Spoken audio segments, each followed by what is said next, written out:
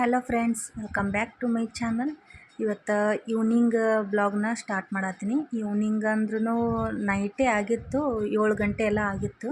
ಅಡುಗೆ ಎಲ್ಲ ಮಾಡಬೇಕಾಗಿತ್ತು. ಅದಕ್ಕೆ ಮೊದಲಿಗೆ ಇಲ್ಲಿ ಹೆಸರು ಕಾಳು ಪಲ್ಯ ಮತ್ತು ಅದ್ರ ಜೊತೆ ರೊಟ್ಟಿ ಮಾಡಬೇಕು ಅಂಥೇಳಿ ಸ್ಟಾರ್ಟ್ ಮಾಡ್ಕೊಳತ್ತೀನಿ. ಮೊದಲಿಗೆ ಇಲ್ಲಿ ಪಲ್ಯಕ್ಕೆ ಹೆಸರು ಕಾಳು ಮೊದಲೇ ತೊಳ್ಕೊಂಡು ಕುಕ್ಕರಲ್ಲಿ ಮೆಣಸಿನ್ಕಾಯಿ ಎಲ್ಲ ಹಸಿಮೆಣ್ಸಿನ್ಕಾಯಿ ಹಾಕಿ ಮಾಡಬೇಕು ಅಂಥೇಳಿ ಹಸಿಮೆಣ್ಸಿನ್ಕಾಯಿ ಎಲ್ಲ ತೊಳ್ಕೊಂಡು ಅದನ್ನ ಕಟ್ ಮಾಡಿ ಈ ಥರ ಅದ್ರೊಳಗೆ ಹಾಕ್ಕೊಳತ್ತೀನಿ. ಸ್ವಲ್ಪ ಕೊತ್ತಂಬರಿ ಸೊಪ್ಪು ಮತ್ತು ಒಂದು 2 ಟೊಮೊಟೊ ಹಾಕ್ಕೊಂಡು ಇದನ್ನು ಒಂದು 4 ವಿಸಿಲ್ ಹಾಕಿಸ್ತೀನಿ. ಅದಾದಮೇಲೆ ಒಗ್ಗರಣೆ ಕೊಟ್ಕೋತೀನಿ ಅಷ್ಟೇ. ಓಕೆ, ಬರ್ರಿ ನಿಮ್ಗೆ ಒಂದೊಂದು ನಾನು ಏನು ಮಾಡ್ತೀನಿ ಅಂಥೇಳಿ ಎಲ್ಲನೂ ಶೇರ್ ಮಾಡ್ಕೊತ ಹೋಗ್ತೀನಿ. ಇನ್ನೂ ಯಾರೆಲ್ಲ ನನ್ನ ಚಾನಲ್ನ ಸಬ್ಸ್ಕ್ರೈಬ್ ಮಾಡಿಲ್ಲ, ಪ್ಲೀಸ್ ಸಬ್ಸ್ಕ್ರೈಬ್ ಮಾಡಿಕೊಂಡು ನೋಡಿರಿ. ಪಕ್ಕದಲ್ಲಿರೋ ಬೆಲ್ ಐಕನ್ ಕ್ಲಿಕ್ ಮಾಡಿರಿ. ನಾನು ಯಾವುದೇ ಹೊಸ ಬ್ಲಾಗ್ ವಿಡಿಯೋ ಹಾಕಿದ್ರು ತಕ್ಷಣ ನಿಮ್ಗೆ ನೋಟಿಫಿಕೇಷನ್ ಬರ್ತೈತಿ. ನೀವು ಮೊದಲೇ ವಿಡಿಯೋನ ನೋಡ್ಬೋದು. ಇಷ್ಟ ಆದರೆ ಲೈಕ್ ಮಾಡಿರಿ, ಶೇರ್ ಮಾಡಿರಿ, ಕಮೆಂಟ್ ಮಾಡಿರಿ. ಪ್ಲೀಸ್ ಸಪೋರ್ಟ್ ಮಾಡಿರಿ. ಬರ್ರಿ ಬ್ಲಾಗ್ನ ಕಂಟಿನ್ಯೂ ಮಾಡ್ತೀನಿ. ಓಕೆ, ಈಗೆಲ್ಲ ಹಾಕಿ ಇಟ್ಕೊಂಡಾಯಿತು. ಈಗ ನೋಡಿರಿ, ಹೆಸರು ಕಾಳು ತೊಗೊಂಡಿನಿ.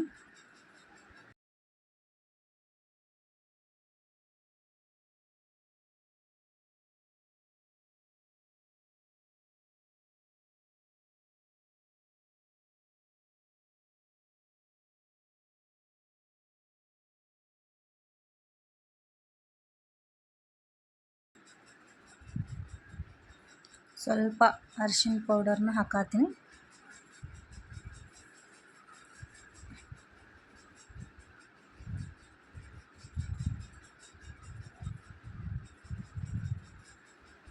ಒಂದ್ಸರಿ ಮಿಕ್ಸ್ ಮಾಡಿ ಕುಕ್ಕರ್ನ ಕ್ಲೋಸ್ ಮಾಡಿ ವಿಜಿಲ್ ಹಾಕ್ಸಿದ್ರೆ ಆಯಿತು. ಈ ಕಡೆ ಬೆಳ್ಳುಳ್ಳಿನೂ ಸುಲ್ಕೊಳತ್ತೀನಿ. ಹೆಸರು ಕಾಳು ಪಲ್ಯಕ್ಕೆ ಬೆಳ್ಳುಳ್ಳಿ ಈರುಳ್ಳಿನೂ ಕೆಲವೊಬ್ಬರು ಪಲ್ಯಕ್ಕೆ ಅದನ್ನು ಟೇಸ್ಟ್ ಆಗಿರ್ತೈತಿ. ನಾನು ಇಲ್ಲಿ ಬೆಳ್ಳುಳ್ಳಿನೇ ಹಾಕಿ ಮಾಡತ್ತೀನಿ.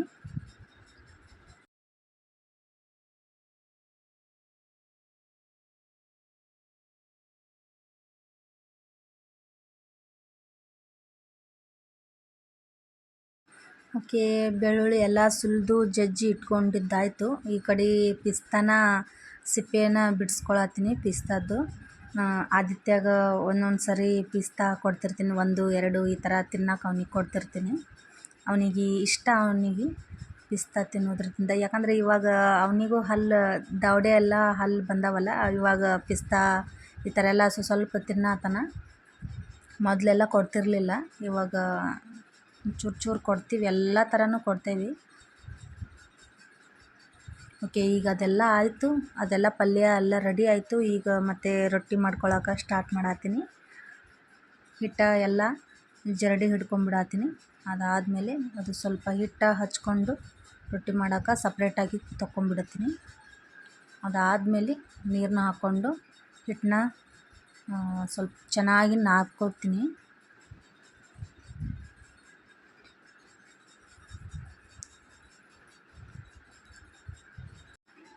ಆಲ್ರೆಡಿ ನಿಮ್ಗೆ ರೊಟ್ಟಿ ವಿಡಿಯೋ ಹಾಕೀನಿ ಒಂದು ಬ್ಲಾಗಲ್ಲಿ. ನಮ್ಮ ಮಮ್ಮಿ ಅವರು ರೊಟ್ಟಿ ಹೆಂಗೆ ಮಾಡ್ತಾರೆ ಅಂಥೇಳಿ ಆಲ್ರೆಡಿ ಅದ್ರ ವಿಡಿಯೋನ ಹಾಕೀನಿ. ಆದರೂ ನಾನು ರೊಟ್ಟಿ ಮಾಡತ್ತಿದ್ನಲ್ಲ, ಅದಕ್ಕೆ ನಿಮ್ಮ ಜೊತೆ ಶೇರ್ ಮಾಡಿಕೊಂಡೆ ಅಷ್ಟೇ.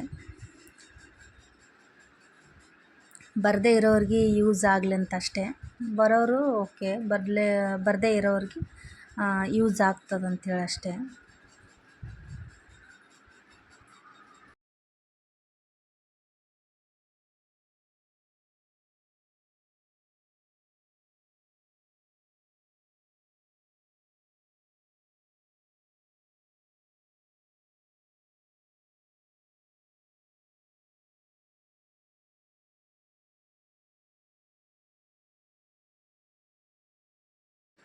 ಓಕೆ, ಹಿಟ್ಟೆಲ್ಲ ನಾದಿದ್ದಾಯಿತು. ಈಗ ರೊಟ್ಟಿನ ತಟ್ಕೊಳತ್ತೀನಿ.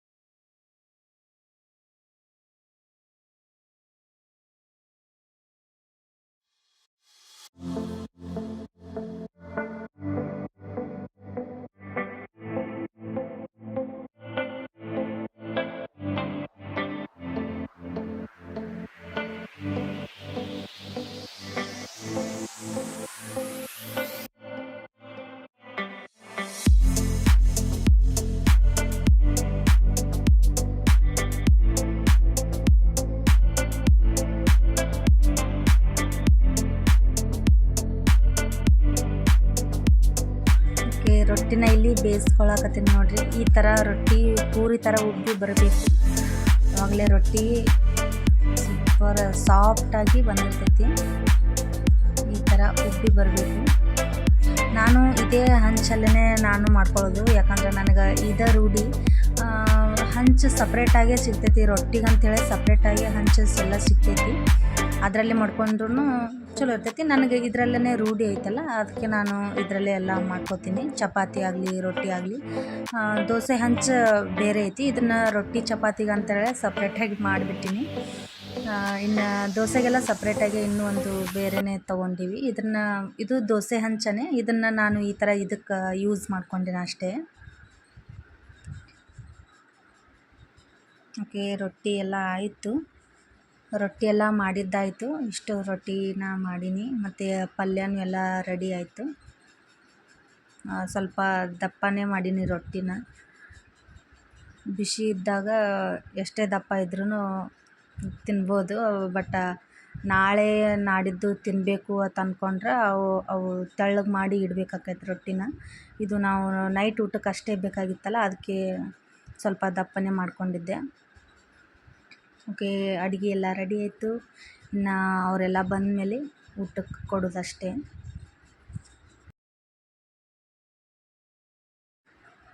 ಪಲ್ಯನೂ ಟೇಸ್ಟ್ ಸೂಪರಾಗಿತ್ತು, ಯಾಕಂದರೆ ಹಸಿ ಮೆಣಸಿನ್ಕಾಯಿ ಎಲ್ಲ ಹಾಕಿ ಮಾಡಿದ್ನಲ್ಲ. ಒಂದೊಂದು ಸರಿ ಈ ಥರ ಹೆಸರು ಕಾಳು ಪಲ್ಯನೂ ನಾನು ನೆನೆ ಹಾಕಿನೂ ಇನ್ನೂ ಮೊಳಕೆ ಎಲ್ಲ ಬಂದಿರಲ್ಲ, ಆವಾಗಲೇ ಪಲ್ಯನ ಮಾಡ್ಕೋತೀನಿ. ಅದನ್ನು ಭಾರಿ ಸೂಪರ್ ಟೇಸ್ಟ್ ಇರ್ತೈತಿ. ಒಂದೊಂದು ಸರಿ ಖಾರ, ಮಸಾಲೆ ಖಾರ ಆ ಥರ ಹಾಕಿನೂ ಮಾಡ್ತೀನಿ. ಇವತ್ತು ಹಸಿ ಮೆಣಸಿನ್ಕಾಯಿ ಹಾಕಿ ಮಾಡ್ಬೇಕಂತ ಅನ್ನಿಸ್ತು. ರೊಟ್ಟಿ ಜೊತೆ ಸೂಪರ್ ಇರ್ತೈತಿ, ಅದಕ್ಕೆ ಈ ಥರ ಮಾಡಿಕೊಂಡೆ. ಓಕೆ, ಇದಾದಮೇಲೆ ಇದು ನೆಕ್ಸ್ಟ್ ಡೇ ಮಾರ್ನಿಂಗ್ 11:30 ಆಗಿತ್ತು ಟೈಮು. ಆವಾಗ ಎಣ್ಣೆಗಾಯಿ ಮಾಡಬೇಕು, ಎಣ್ಣೆ ಬದ್ನೆಕಾಯಿ ಮಾಡಬೇಕು ಅಂಥೇಳಿ ಬದ್ನೆಕಾಯಿ ಎಲ್ಲ ತಂದಿದ್ದರು ರಾಜು ಅವರು. ಅದು ಚಿಕ್ಕದಾಗಿ ಎಣ್ಣೆ ಬದ್ನೆಕಾಯಿ ಮಾಡ್ಕೊಳಕ್ಕೆ ಚಲೋ ಇರ್ತೈತೆ ಅಂತ ಅಂದ್ಕೊಂಡು ಅದಕ್ಕೆ ಮಾಡಿದ್ರೆ ಆಯ್ತು ಅಂಥೇಳಿ ಸ್ಟಾರ್ಟ್ ಮಾಡತ್ತೀನಿ. ಇಲ್ಲಿ ಮೊದಲಿಗೆ ನಾನು ಒಂದು ಈರುಳ್ಳಿನ ಕಟ್ ಮಾಡಿಕೊಂಡು ಮತ್ತು ಶೇಂಗಾ ಬೀಜನ ಹುರ್ಕೊಂಡಿನಿ. ಅದು ಮೇನ್ ಇಂಪಾರ್ಟೆಂಟ್. ಶೇಂಗಾ ಬೀಜ ಇದಕ್ಕೆ ಬೇಕೇ ಬೇಕು, ಯಾಕಂದ್ರೆ ನಾನು ಗ್ರೇವಿ ಥರ ಮಾಡ್ತೀನಿ, ಆವಾಗಲೇ ಇದು ಟೇಸ್ಟ್ ಅಂತ ಅನ್ಸೋದು. ಜಾಸ್ತಿ ಹಾಕ್ಕೊಂಡಿನಿ ಒಂದು ಸ್ವಲ್ಪ. ನಿಮ್ಗೆ ಕಮ್ಮಿ ಬೇಕಂದ್ರೆ ಹಾಕ್ಕೋಬೋದು, ಇನ್ನೂ ಜಾಸ್ತಿ ಬೇಕಂದ್ರೂ ಹಾಕ್ಕೋಬೋದು. ಈರುಳ್ಳಿನ ಸಪ್ರೇಟಾಗಿ ಒಂದೆರಡು ಕಟ್ ಮಾಡ್ಕೊಂಡು ಇಟ್ಕೊಂಡಿನಿ. ಮಿಕ್ಸಿಯಲ್ಲಿ ಒಂದು ಸ್ವಲ್ಪ ಕೊತ್ತಂಬರಿ ಸೊಪ್ಪು, ಒಂದೆರಡು ಟೊಮೊಟೊ, ಮತ್ತು ಶೇಂಗಾ ಬೀಜ, ಮತ್ತು ರುಚಿಗೆ ತಕ್ಕಷ್ಟು ಉಪ್ಪು, ಕಲ್ಲುಪ್ಪು ಹಾಕ್ಕೊಳತ್ತೀನಿ. ಮತ್ತು ಮಸಾಲೆ ಖಾರನ ಇದ್ರ ಜೊತೆನೇ ಹಾಕ್ಕೊಳತ್ತೀನಿ. ಯಾಕಂದ್ರೆ ನಾವು ಬದನೆಕಾಯಿನ ಒಳಗಡೆಯಿಂದ ಈ ಥರ ಕಟ್ ಮಾಡ್ಕೊಂಡಿರ್ತೀವಲ್ಲ, ಅದ್ರೊಳಗೆ ಇದನ್ನು ತುಂಬಬೇಕಾಕೈತಿ. ಅದ್ರ ಸಲುವಾಗಿ ಎಲ್ಲನೂ ಉಪ್ಪು ಖಾರ ಎಲ್ಲನೂ ಇದ್ರೊಳಗೆ ಹಾಕ್ಕೊಂಡು ಚೆನ್ನಾಗಿ ಗ್ರೈಂಡ್ ಮಾಡ್ಕೊಂಡ್ರೆ ಅದೆಲ್ಲ ಉಪ್ಪು ಖಾರ ಎಳ್ಕೊತೈತೆ ಅಂಥೇಳಿ ಅದಕ್ಕೆ ಈಗ ಎಲ್ಲನೂ ಹಾಕಿ ಒಂದು ಸ್ವಲ್ಪ ನೀರು ಹಾಕ್ಕೊಂಡು ಮಿಕ್ಸಿ ಮಾಡ್ಕೊಳತ್ತೀನಿ.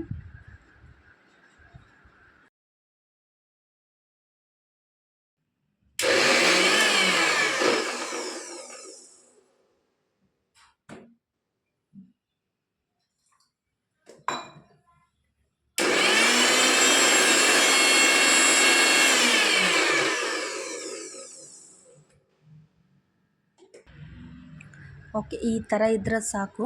ಇದಕ್ಕಿಂತ ಫುಲ್ ನೈಸಾಗಿ ಮಾಡ್ಕೊಳಕ್ಕೆಲ್ಲ ಹೋಗಬೇಡ್ರಿ, ಯಾಕಂದ್ರೆ ಪೂರ ತರಿ ಆದ್ರೆ ಅಷ್ಟು ಟೇಸ್ಟ್ ಅಂತ ಅನ್ಸಲ್ಲ. ಒಂದು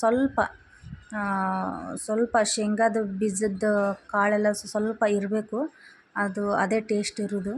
ಈಗ ಅದೆಲ್ಲ ಆದಮೇಲೆ ಈ ಕಡೆ ಗ್ಯಾಸ್ ಸ್ಟವ್ನ ಆನ್ ಮಾಡಿಕೊಂಡು ಒಂದು ಪಾತ್ರೆನ ಇಟ್ಕೊಂಡಿನಿ. ಸ್ವಲ್ಪ ಎಣ್ಣೆ ಹಾಕ್ಕೊಳತ್ತೀನಿ, ಸ್ವಲ್ಪ ಜಾಸ್ತಿನೇ ಹಾಕ್ಕೊಳತ್ತೀನಿ. ಯಾಕಂದರೆ ಇದು ಎಣ್ಣೆ ಬದ್ನೆಕಾಯಿ ಆದಮೇಲೆ ಸ್ವಲ್ಪ ಎಣ್ಣೆ ಹಾಕಬೇಕಾಕೈತಿ. ನಿಮ್ಗೆ ಇದಕ್ಕಿಂತ ಜಾಸ್ತಿ ಬೇಕಾದ್ರೂ ಹಾಕ್ಕೋಬೋದು, ನಾನು ಸ್ವಲ್ಪ ನೋಡಿಕೊಂಡು ಅಷ್ಟು ಹಾಕ್ಕೊಂಡಿನಿ.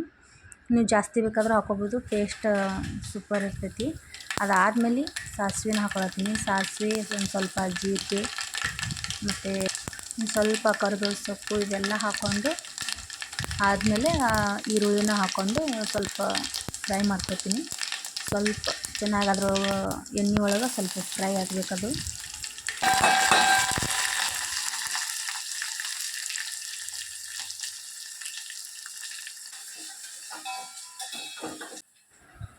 ಸ್ವಲ್ಪ ಅರಿಶಿನ ಪೌಡರ್ನು ಹಾಕ್ಕೊಳತ್ತೀನಿ. ಹಾಕ್ಕೊಂಡ್ಮೇಲೆ ಇನ್ನೊಂದು ಸರಿ ಮಿಕ್ಸ್ ಮಾಡತ್ತೀನಿ. ಅದಾದಮೇಲೆ ಈ ಕಡೆ ನಾವೇನು ಮಿಕ್ಸಿ ಮಾಡ್ಕೊಂಡಿದ್ವಲ್ಲ ಅದನ್ನ ಮಸಾಲೆ ಅದನ್ನೆಲ್ಲ ಈ ಥರ ಬದನೇಕಾಯಿ ಎಲ್ಲ ಕಟ್ ಮಾಡ್ಕೊಂಡಿದ್ವಲ್ಲ 2 ಭಾಗ ಮಾಡ್ಕೊಂಡಿದ್ವಲ್ಲ ಅದ್ರೊಳಗೆ ಈ ಮಸಾಲೆ ಎಲ್ಲ ತುಂಬ್ಕೋಬೇಕು. ಇದೆಲ್ಲ ಆದಮೇಲೆ ನಾವೇನು ಅದು ಇವಾಗ ಒಗ್ಗರಣೆ ಕೊಟ್ವಲ್ಲ ಅದರೊಳಗಡೆ ಎಲ್ಲ ಈ ಥರ ಎಲ್ಲ ಮಾಡಿಕೊಂಡು ಅದಕ್ಕೆ ಹಾಕ್ಕೋಬೇಕು.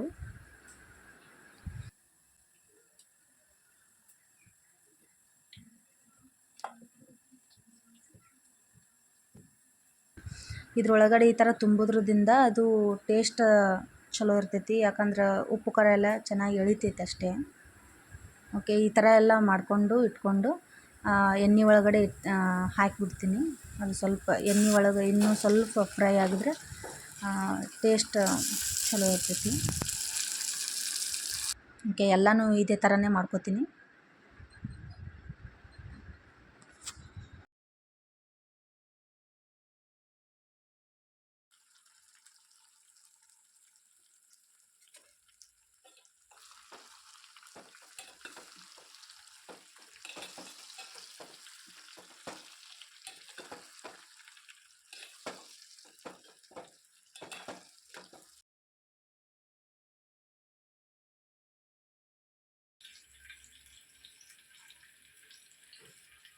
ಇನ್ನೂ ಇಷ್ಟು ಮಸಾಲೆ ಉಳಿತು. ಇದು ಉಳಿದಿರೋ ಮಸಾಲ ಏನದ ಅದನ್ನೆಲ್ಲನೂ ಅದಕ್ಕೆ ಹಾಕ್ಕೊಂಡು ಬಿಡತ್ತೀನಿ. ಅಷ್ಟು ಹಾಕಿ ಒಂದು ಸ್ವಲ್ಪ ನೀರು ಹಾಕಿ ಆ ಮಿಕ್ಸಿಲಿ ಇನ್ನೂ ಒಂದು ಸ್ವಲ್ಪ ಮಸಾಲೆ ಎಲ್ಲ ಉಳಿದಿತ್ತಲ್ಲ ಅದಕ್ಕೊಂದು ಸ್ವಲ್ಪ ನೀರು ಹಾಕಿ ಅದನ್ನ ಮಿಕ್ಸ್ ಮಾಡಿ ಸ್ವಲ್ಪ ಅದನ್ನು ಹಾಕ್ಕೊಳತ್ತೀನಿ. ನಿಮ್ಗೆ ಎಷ್ಟು ಗಟ್ಟಿ ಬೇಕು ತಿಳು ಬೇಕು ನೋಡಿಕೊಂಡು ನೀವು ನೀರು ಹಾಕೋರಿ. ಇದು ಎಲ್ಲ ಫುಲ್ ಕುದ್ಮೇಲೂ ಮತ್ತು ಫುಲ್ ಗಟ್ಟಿ ಆಕ್ಕೈತಿ. ಮಾಡುವಾಗನೇ ಒಂದು ಸ್ವಲ್ಪ ಮೀಡಿಯಮ್, ಈ ಕಡೆ ತಿಳುನೂ ಬೇಡ ಜಾಸ್ತಿ, ಈ ಕಡೆನೂ ದಪ್ಪನೂ ಬೇಡ, ಮೀಡಿಯಮ್ ಆಗಿ ಮಾಡಿಕೊಂಡ್ರೆ ರೊಟ್ಟಿ ಜೊತೆ ಚಪಾತಿ ಜೊತೆ ಇಷ್ಟು ಬೇಕಂದ್ರೆ ಪೂರಿ ಜೊತೆ ನೀರನ್ನ ಮಿಕ್ಸ್ ಮಾಡ್ಕೊತೀನಿ. ಸ್ವಲ್ಪ ಚಲೋ ಇರ್ತೈತಿ.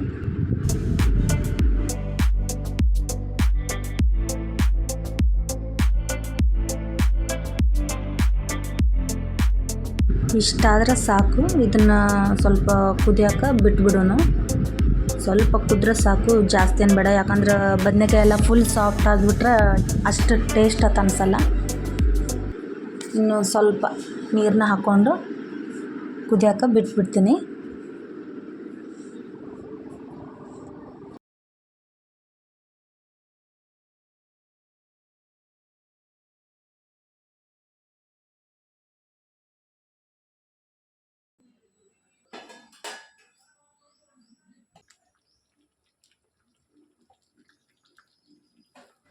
ಓಕೆ, ಇದು ರೆಡಿ ಆಯಿತು. ಗ್ಯಾಸ್ನ ಆಫ್ ಮಾಡ್ಕೊಳತ್ತೀನಿ.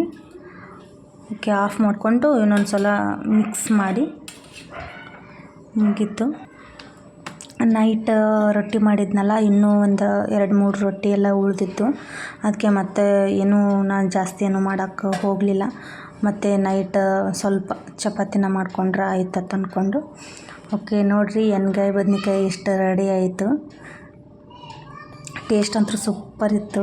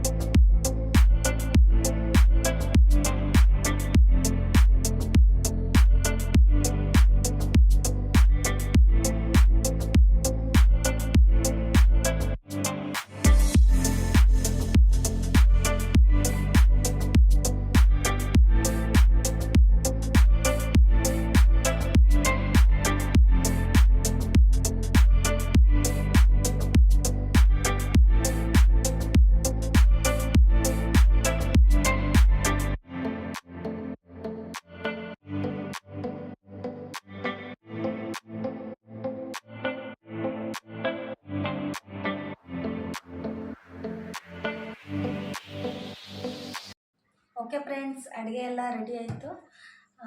ಎಲ್ಲ ಅಡುಗೆ ಮಾಡಿದ್ದಾಯಿತು. ಎಣ್ಣೆ ಬದ್ನೆಕಾಯಿ ಮತ್ತು ನಿನ್ನೆ ಮಾಡಿದ್ದು ಇನ್ನೂ ರೊಟ್ಟಿ ಎಲ್ಲ ಇತ್ತು.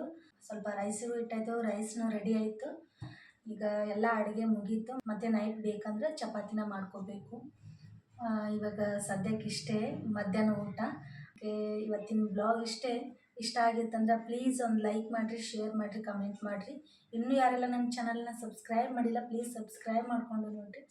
ಮತ್ತೆ ಇನ್ನೊಂದು ಬ್ಲಾಗಲ್ಲಿ ಸಿಗ್ತೀನಿ. ಅಲ್ಲಿವರೆಗೂ ಬಾಯ್, ಲಾಟ್ಸ್ ಆಫ್ ಲವ್.